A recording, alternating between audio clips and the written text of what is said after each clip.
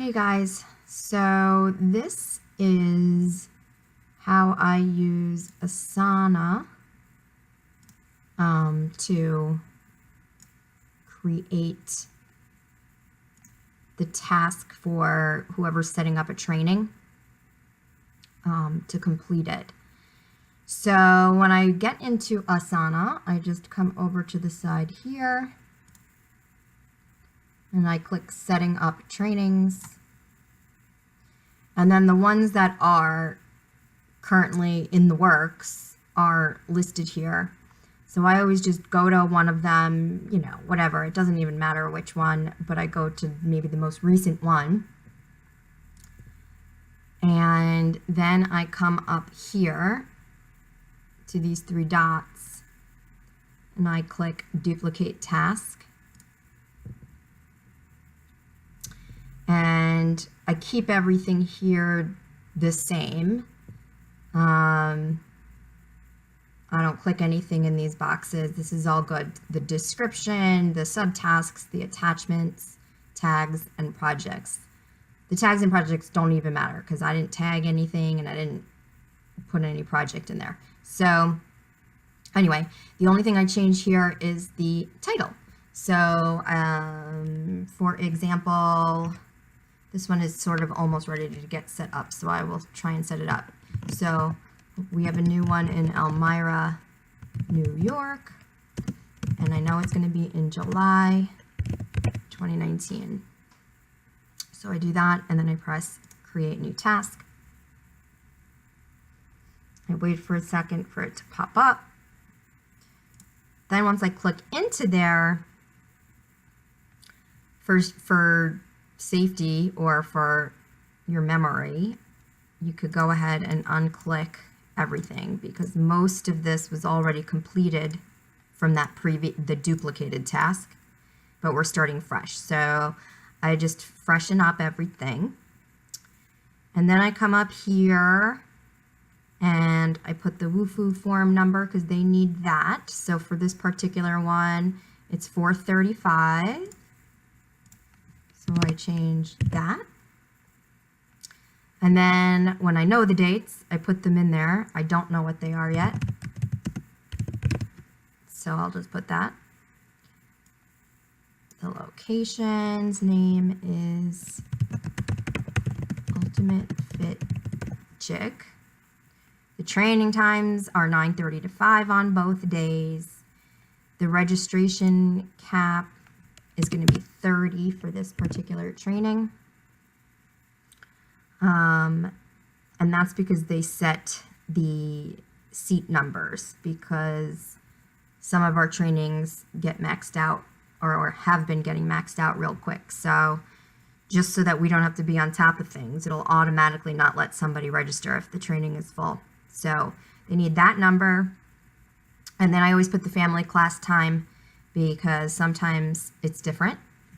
And then the rental agreement, I really just put that in because later I send it to the trainer and I want them to know what we ended up with our deal as.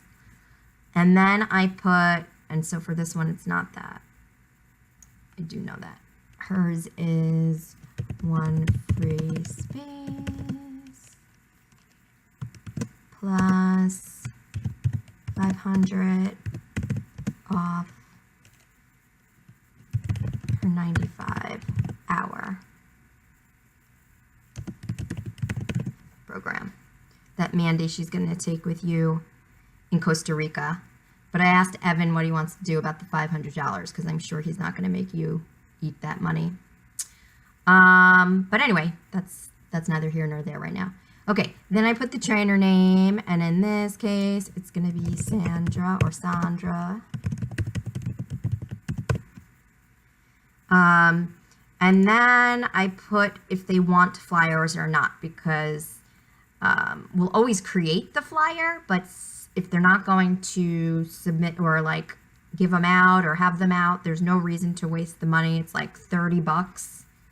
But I don't even know if you guys are doing flyers at all. So I think Mandy said something about doing them locally. So that probably could be removed if it's one of you guys setting it up.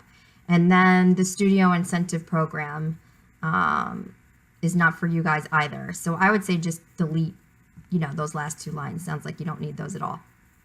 So I do that, and then I click here, place needed details and description, because I did it already. And then I decide who's gonna set this up. So right now it's Stephanie, Wendy, and Karina.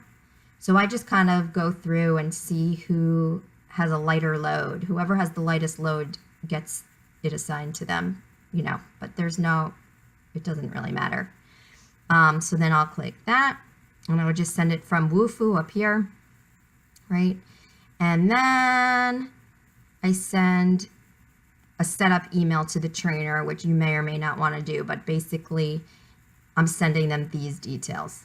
So they have them, and I ask them to fill out the travel expense form if they haven't already.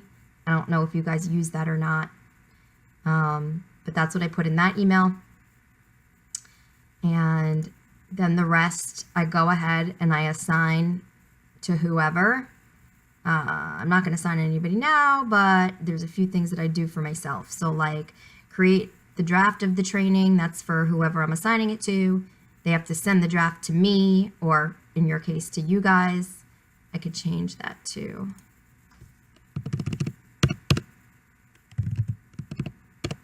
the TC. I assign them there. Then I assign myself to review and provide edits. Then the setup person is going to make the edits. They send out the official email. This is for me. I think you guys add the trainings to the upcoming document for yourself. So I always assign myself here. These other things are things that I created for myself that I'm sure you guys don't have, or have your own way of doing it. But so for that, I just go ahead up to the upcoming doc and add it, wherever it's supposed to go. So in this case, I would add it down here, somewhere in this July thing. Yeah, so there's that. And then a couple days later, they wait about like 48 hours to make sure that everybody okays the flyer and all the details and all that kind of stuff. And then the person who set it up orders the flyers. And then whenever Sir Speedy sends the proof to me, then I approve it. So, and then I always go back and I do assign due dates to all of these things, except for the last one, because I have no idea when Sir Speedy's gonna send it to me. But again, that probably doesn't matter to you guys. So once all of the steps are done and everything's all set, then I just mark the whole thing completed. So really this is just so we all kind of stay on the same page, and whoever's gonna set up trainings for you, if it's not you guys, that they have all the information that they need. There very well might be more stuff that I'm not thinking of, like currencies, or maybe you guys want to add something like price or something in here. I don't know how you guys work that, but obviously feel free to edit for once you duplicate the task. But once you duplicate one of your own tasks, it will never, it won't change. So if you already took away the stuff you don't need, then it won't be there again. But all the documents are linked in here too, if you notice. So let's see. For instance,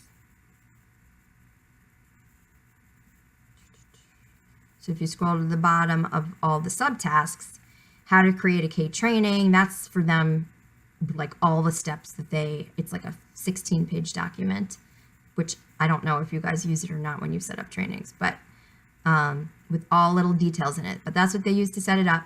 And then this is that K trainer info sheet. So that one has I'll go and I'll open it. It has the trainer's name, their email address, their website, their Facebook pages, so they could add them to the event, the Yoga Alliance or other designations, if they're a continuing ed provider, and now Wendy is this is not like finished yet, but Wendy is working on, the trainers are going to have 2 different discount codes that they could give out to like anybody they want to get people into their training. I guess the idea is to give the trainers more ownership of their own training, and also to get more people in. So anyway, so each trainer is going to have 2 codes, but that's only going to be a one-time gig where we give it to the trainers, but they need to know this for when they set it up, because it's only going to be for their own training.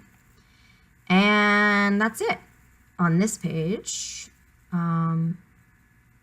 Yeah, so that's all the information that they need, and it is all linked in Asana. So it's pretty easy. I think I explained everything. Let me know if you have any questions, and happy training setup.